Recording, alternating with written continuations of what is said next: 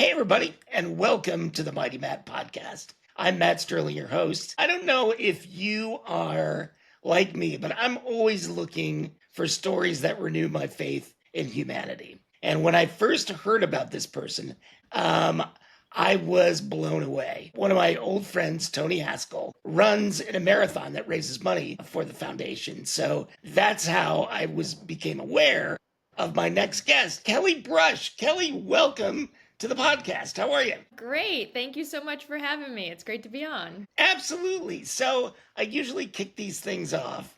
I don't like, what's your disability? Because I firmly believe that any obstacle in life requires great strength to overcome it. So, can you tell us a little bit about what happened February 18th, 2006, when you became mighty? It's a great way to think about it. I totally agree. So, February 18th, 2006, that's the day I had a ski racing crash and I broke my back and have a spinal cord injury, became paralyzed. So, I grew up in Vermont. I was an athlete my whole life. I got into every sport. Ultimately, skiing and ski racing became my favorite and became my focus, and my goal was really to race Division 1 in college, and I was Yep. lucky enough to be able to do that, and I was doing really well. I was skiing great. It was my sophomore year. I had the weekend before, I'd had the best Mhm. race in my career, so I was skiing really, really well, and I was in at a race in Massachusetts, and I was about halfway down the course and I somehow got spun around backwards, and my last memory was thinking I was going to hit the next gate, and what happened is my skis sort of hooked up Oh, and threw me off the side of the trail, and I hit a lift tower where I broke oh my my back gosh. and had a spinal cord injury. So I went from there. I had about 10 hours of emergency surgery at one of the local hospitals. And I woke up later, in the middle of the night after surgery and just going, Sure. what happened? Once you regained consciousness, kind of realized what your new situation was. Because, I mean, you're an elite level competitor before you were injured. So, how did you mentally deal with the frustration of not being able to do what you want to do immediately? Yeah. I mean, early on, it was really hard, right? Because, as you Yeah, said, right, I was an elite athlete. I was a 19-year-old in incredible shape, and I didn't really know anybody with a disability. I didn't know anybody with a sure. spinal cord injury or anybody who did adaptive sports. So for me, I felt like that part of my life was over, and it was really Right. hard at the beginning. Sure. And I remember really clearly a couple weeks in, I had been moved to rehab, and someone from Yep. recreational therapy came into my hospital room and said, "What do you like to do for fun?" And to them, that seemed like the most benign question, but to me, it was so heart-wrenching because Sure. my answer to them was, "I love to do sports." And I thought that was no longer possible. And so I Right. got all choked up and I like couldn't even answer her. And Right. and Oh, so I'm it sorry to was, hear that. it was really awful at the beginning. It was really hard because I didn't know what was possible. Sure. And for me, once I found out what was possible, which I was really lucky in that I found out very quickly. I went to a really Oh, good good. rehab, so I was introduced to adaptive sports really early. That really changed my perspective on what my life could be, who I could be, and made a huge difference in my life. So for me, that was the turning point. Was it a therapist that first introduced you to the sort of array of sports that are available, or who kind of started your education there? So it was the rehab that I went to is called Craig Mhm. Hospital. Yep. It is in Denver, Colorado, and it's a hospital that specializes in spinal cord injuries, and it just is Sure. like full wraparound care. So I Yep. had, PT and OT and rec therapy and psychologists and doctors and like all the Oh, things, wow. right? Yeah. And we had patient education classes, and this was educating you on everything from like how to manage your temperature now that you're in a Wow. wheelchair, and that's going to be a little bit different, Yeah. to things like sports, and educating us on what's out there and what's possible. And again, I was really lucky because this is one of the best rehabs in the country that I got to go Sure. to. But it was everybody who just surrounded me as they learned who I was. I'm Right. a college athlete who got injured. Let's show Yeah. this girl some sports, and I bet that'll help. And it sure did. So I was That's really great. lucky that way. It was certainly like the PT, OTs, but my doctors and the recreational Yep. therapists and all that. It was all about it. Now that kind of leads me into my next question. I know that both of your parents are athletes, right? How did their parenting style sort of kick in when they realized that you had this new thing to deal with and overcome? I know for my parents, it was really, really scary. They had built this life and they had set Sure. me and I had an older sister up on this track of so much success, right? I was at a really good college. I was skiing Division Yeah. 1. Everything was going great. And then all of a sudden it felt like it all came crashing down. And for Yeah. me, I say that in the beginning it was really hard because I didn't know I could do sports, and for me that was so much of who I Sure. was. Yep. But my mentality was really just sort of like one foot in front of the other, to use like a terrible Yep. metaphor because I obviously couldn't actually do that. But like Yeah, sure. it was just sort of like, what's the next thing that I need to do here? I wasn't dwelling on the things that I was losing or the things I had lost or what I couldn't do. Yep. That was really sad and hard. But I also was just like, Yep. I need to figure out how to use a wheelchair. Like, how Yeah. do I get myself to a place where I actually can push my own wheelchair around? What do I need to do to get in and out of my wheelchair? And so I think Yep. my parents really took their lead from me, actually. And they were able to be, they were really scared about what was going to happen, but they also Sure. watched me just being like, what's the next thing? And could just help me in those moments. And so I think, I've talked about it with them a bit since, and I think in a lot of Yep. ways, like being able to see me be really strong through the whole process really helped them think, this is going to be okay. Yeah, that's great. And one of the reasons I asked that question is I was born disabled. So obviously I grew up dealing with a wheelchair and figuring out adaptive sports, but I never was able to walk. So I never knew, what I was missing. And my parents kind of didn't know what my future was like. And so fortunately for me, they figured out all the things that I could do as opposed to dwelling on the things that I couldn't do. And it sounds like your parents were great, but you got to keep moving forward, right? Yeah. Yeah, for sure. And that was very much, I was lucky that became my mentality very quickly, Yep. and they were able to just support me in that.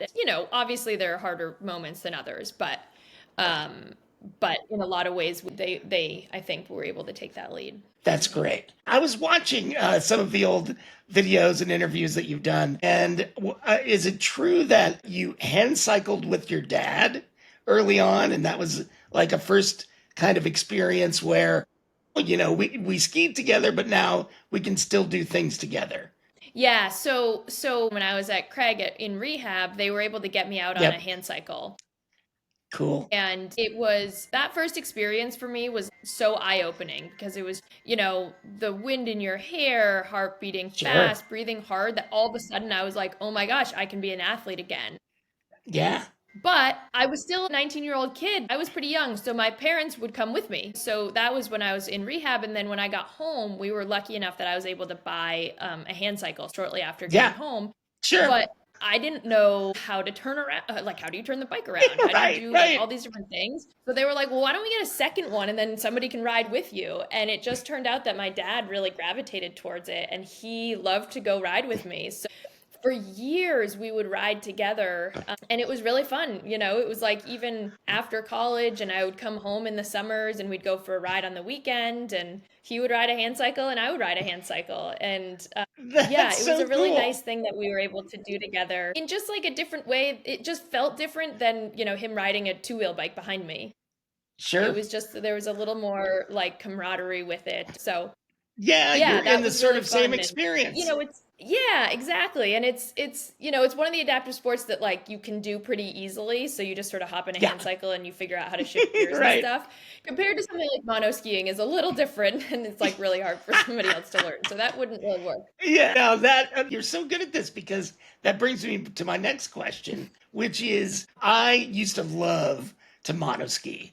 And I learned in Breckenridge, Colorado. And, obviously the conditions in Colorado are very different from the East Coast. I went back to New York and I went on a ski trip with the Time Magazine salespeople to Stowe, Vermont. And it was freezing and it was ice snow, not the powder pack. And the falls were just so much harder. Can you tell me Mhm. about the first time you got back into the snow? How that felt, and what was going through your mind, and is the sensation as exhilarating, or tell me a little bit about that. Yeah. Well, so it's really interesting because I got hurt in February. And so Yep. then, the next time I was, but I really, people ask me often, like, were you mad at the sport or were you scared to go back or any Yeah. of that? And I never had any of that. I always wanted, I Sure. loved skiing. I loved the ski race. I always wanted to get back to it. My whole family, everybody Yep. was racers there. And it was just so much of the culture that I was in. So I really wanted to get back to it. And so my goal was, that next winter to go skiing. And so Yep. actually, similarly, I went out to Colorado and I skied Yeah. over Thanksgiving, and took a couple lessons. And I mean, I was so happy to be out on the mountain. I had a lot of my Yeah. teammates. My ski team teammates were actually there. That's why I went to Colorado because they Oh, were out that's there training. And so cool. I went out and just did some lessons. Yeah. So they came and skied with me a little bit, which was awesome. Yep. But I cannot tell you the number of times I fell. I mean, I fell over constantly. And it was just Oh, like, were you strong enough to get up? Because that was my issue. Once I was no. down, I needed help getting back. Yeah, yeah. No, there was no way that I was getting back up on my own. So I mean, thankfully they were just picking me back up, but Yeah, sure. it was so hard and such a struggle, but I was so happy to be out there that it was okay, and I was like willing Yep. to go through all of that. Sure. And I continued. So I did a couple of days out in Colorado, and then I went back Yep. east because I was in college in Vermont. And I went back and I got a mono ski that came in, Yeah. I don't remember, like not long later. And I was here in Vermont. I went to the college I was at was Middlebury College, and they have their Sure. own mountain that's associated with the college. So it's called Middlebury Snowbowl. And so Yep. that's where my teammates would train. And so I would go up there and they would train. And then they'd come over, Yeah. on the bunny hill and they would help me learn how to ski. I grew up skiing in the East, so I knew it was Yeah. icy. And it is icy. And it's Right. much different than Colorado. Colorado Yeah. snow Yeah. is way better to learn Yep. on. But, I didn't have that luxury. So that first year of learning mono skiing was one of the harder things I've ever learned to do. It's just, Yeah. I thought I'm a good skier. Hopefully this will translate. And it Yep. did not in the beginning. Now it does in Yeah. like how you make a turn and turn shape and all Sure. that kind of stuff. But at the beginning, just learning how to do it, it was really challenging. Yeah. It's tough, but I will say this: I have never met some of the most helpful, nice people that were part of the adaptive ski program in Breckenridge. Because I generally, as a disabled person, I don't want to look like an idiot, right? So was worried about falling. I was worried about looking stupid, and they were so nice that it encouraged me to rely on them to help me get up, and they were just great. So and I think you'll Yeah. agree that the ski community is just wonderful. So if somebody's out there looking at this and wondering what the hell we're talking about, go try it. Try monoski adaptive skiing. The people are great, and it's wonderful to be outside. Yeah, I would definitely agree. It's awesome. I love doing it. Oh yeah, I mean, yeah, you're a pro. Tell me a little bit about your husband Zeke and how he's played a role in your life and kind of building your family and all that sort of thing. Yeah. Yeah. So Zeke and I were on the Middlebury ski team together, actually. Okay, We met our freshman year at in college and started dating later that year. And so we had been together for about a year when I got hurt. okay, And he was at the race when I got hurt and okay, came to the hospital afterwards. And, he's been a part of my story since the very beginning. And he came to rehab with me. So I took the yeah, semester off of school to go to rehab, yep, and he decided to do the same thing. So he took the semester off and came out to rehab with me and spent that time there. And he's just been an incredible support for me, for the last 20 years. It's been amazing. And so we've been, together ever since, obviously. We got yeah. married back, gosh, in 2012, I guess. Kids. Congratulations. So we had two kids, so a 6-year-old and a 9-year-old girls, Yep. and it's been super fun. So it's, obviously a whole new adventure. let's talk a little bit about you being a mom because my son is 11, so I'm kind of recent into the parent business. And I was really not scared, but I was intimidated about logistically dealing, when he was younger with a baby and then parenting in general. Were you worried about it or was it just something that was very natural? Yes and yes. um, I always knew I wanted to be a mom. That was never a question Yep, and never really in doubt for me. That was just part of what I wanted to do. And I never questioned like, should I do that now that I have a sure. disability? Is that going to be possible? It was more about like, how am I going to figure out how to get the baby in and out of the car or get them on and off the floor or Yep, in and out of a crib, just like the little logistical things that, so many people just take for granted that you just do and it's pretty easy. And those are just more of a hurdle or something to figure out, I guess. sure. And I didn't have a ton of people who I knew at the time who were parents that had disabilities.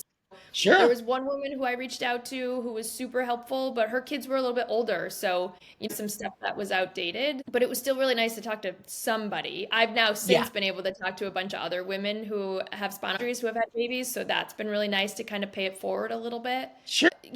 For me, a lot of it was just like I knew I can figure it out. I'm just gonna have to innovate a little bit. And so we did Sure. things like we changed the side of the crib so that the crib door, the crib opened on the side so I could reach the Yeah, baby and didn't have to reach over the side.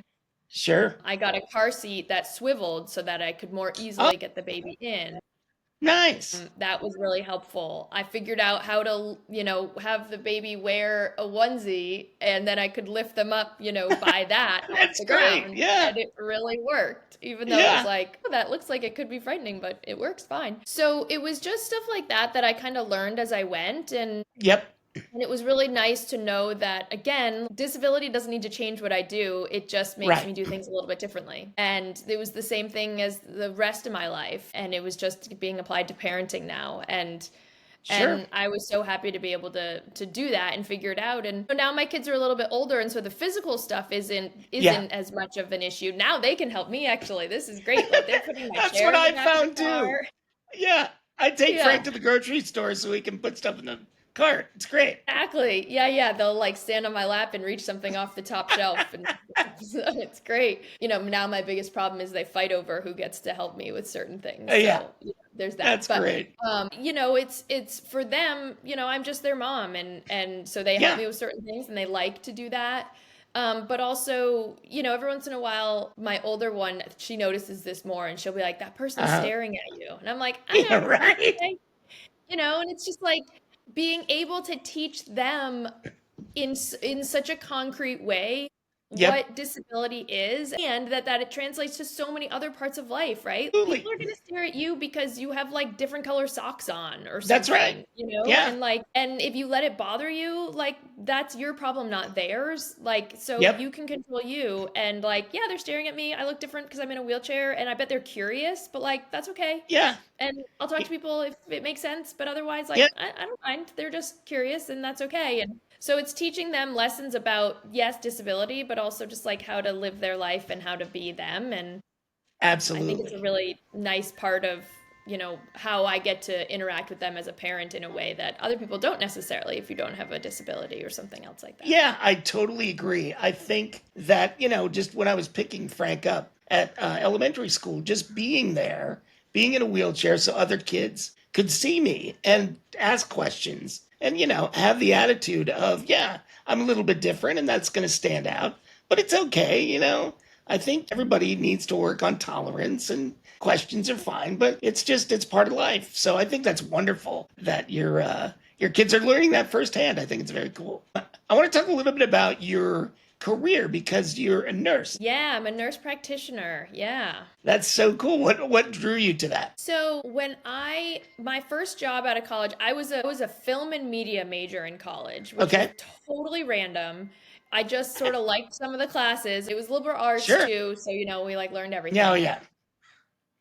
And I had my first job out of college, which I worked at ESPN, which, Oh, you for did. most people were like, whoa, that's so cool. You get to work at Yeah. ESPN, especially as like a lifelong athlete, like Right, very, right. great place to work. And I just really didn't love the work that I was doing there. Okay. And at some point, it just hit me. I worked there for about a year, and I hit me like, I want to work in healthcare. This is something that I Yes. sort of always dreamed of as a kid, but then kind of went a different direction when I was in college just because of the classes I was enjoying and having the experience of my accident and, the Yeah. incredible care that I got.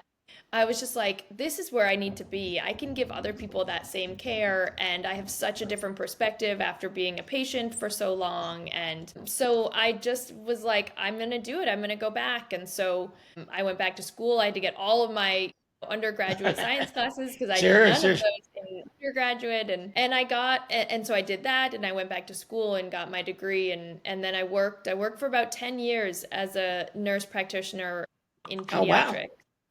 Nice. And it was great. I loved it. It was just Yeah. like the perfect career for me that I could be working with people, helping them, where they were, um, and Yep. giving back in such a positive way. And I loved it. It was great.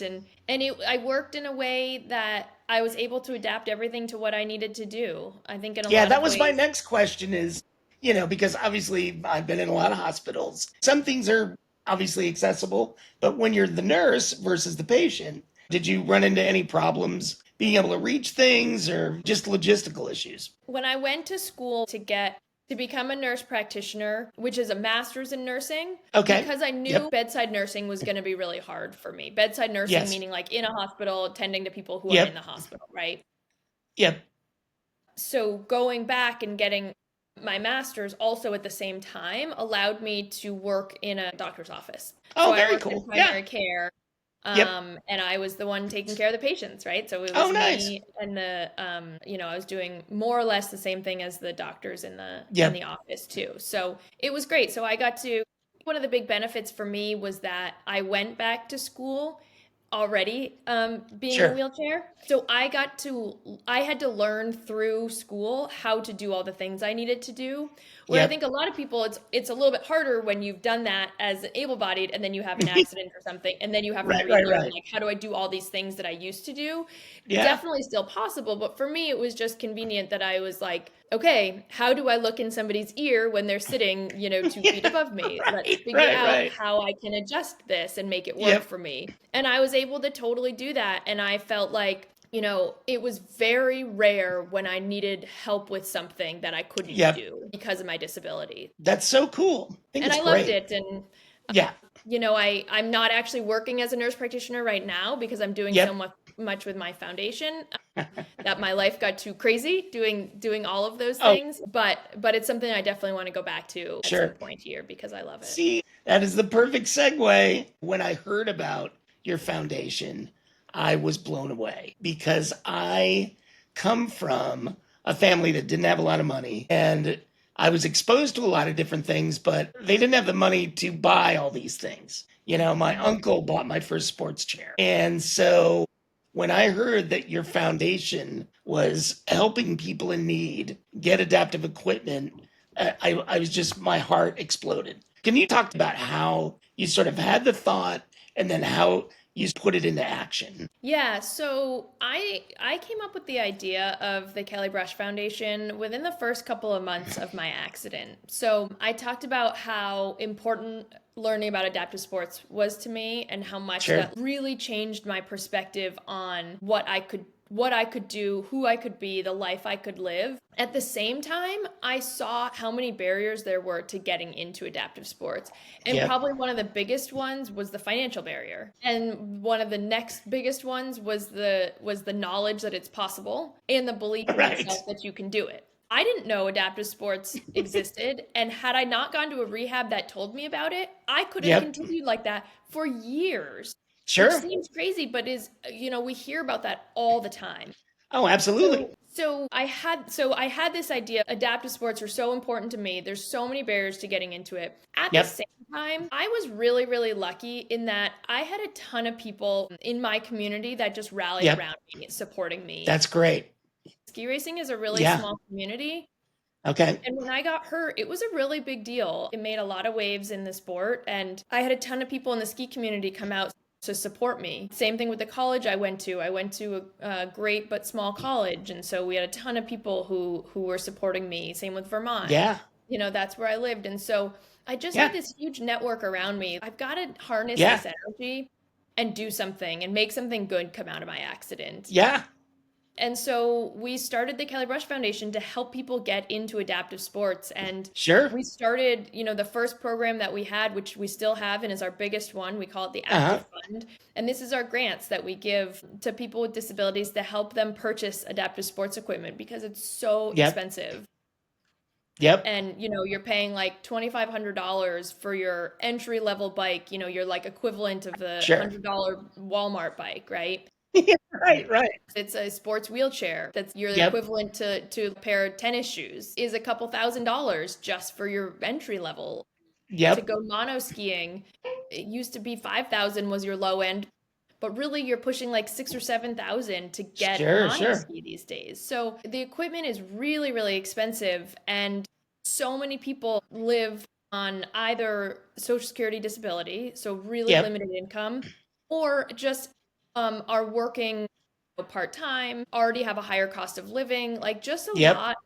a lot that goes into living with a disability. And Absolutely. there's so rarely a lot of extra money left over to Yep. buy adaptive sports equipment. We've been able to give over 2,000 pieces of adaptive equipment away Oh my gosh. all across the country in every state, plus DC and Puerto Rico. Yeah. It's just been incredible, the impact we've been able to make in that. Damon Whitaker, a Yeah, guy in Inglewood, he needed some archery equipment and got a grant from you guys. So you're totally. touching people all over the country. It's great. And it's all different sports too. That's the thing that's Yeah. so cool, right? Like archery, it's such a unique sport, Yeah. but that's the thing that he needs, and that's what we can help with. And Yeah. we do hand cycles and monoskis and wheelchair for basketball or tennis or Sure. rugby, but plus all sorts of other stuff like equestrian equipment and Yep. scuba equipment and Right. sleds for sled hockey, just like all sorts of different things. Like if Yeah. it's No wonder you're adaptive, so busy. totally. That's a lot, but it's so cool. And Yeah. you're changing people's lives. I grew up in the 70s. In those days, you sat at home if you were disabled. It was the Vietnam veterans that got people out. And now, as you have mentioned, there's so much more equipment. It's so much better. The facilities are better. But yeah, there's this gap. And you're closing that by providing some financial assistance to these athletes. So I Yeah. just think it's wonderful. It's great. And I mean, it's been incredible. And the other thing that we've seen is that, we've given, as I said, the Active Fund with these grants is our longest Yep. program. Our first grant we gave out, I got hurt in 2006. We gave our first grant in 2000, we've done a ton since.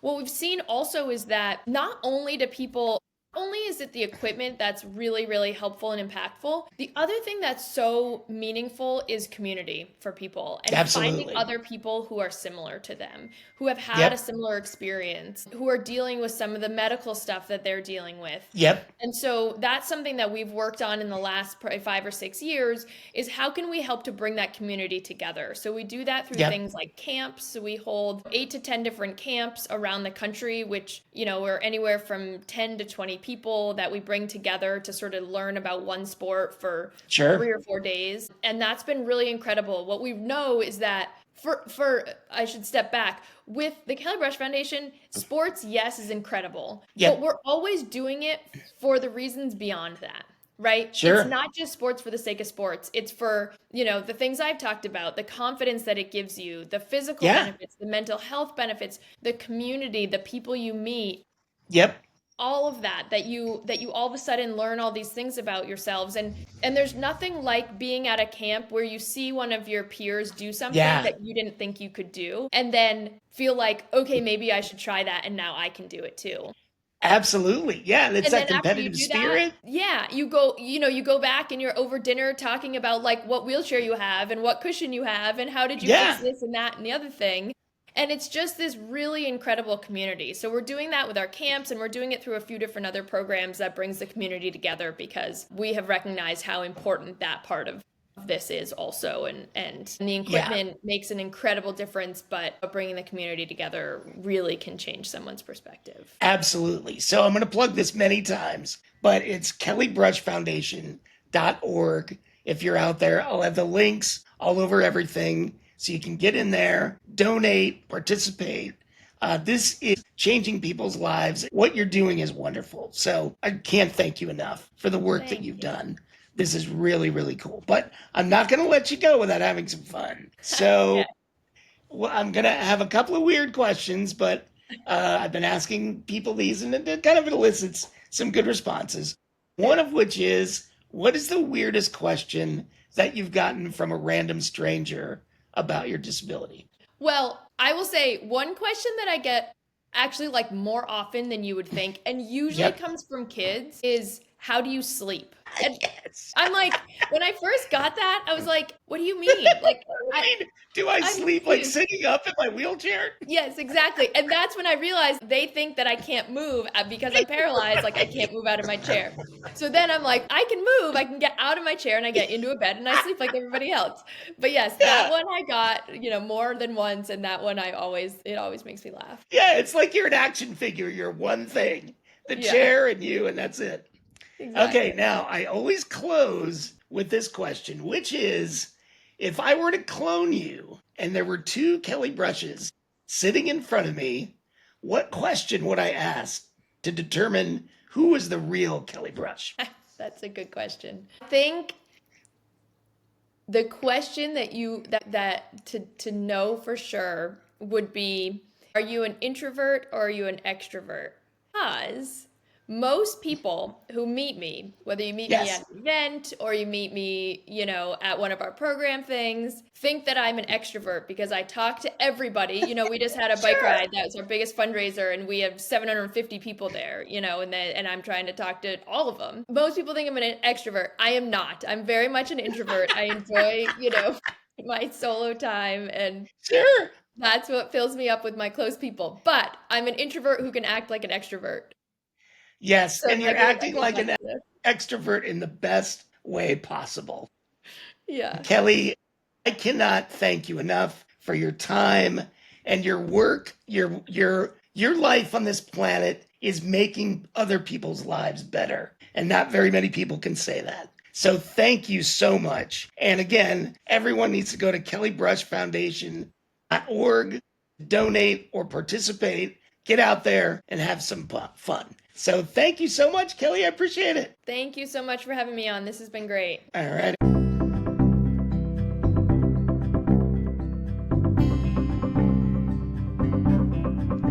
I hope you enjoyed that episode, and I hope you'll click like and subscribe so you can meet the mighty.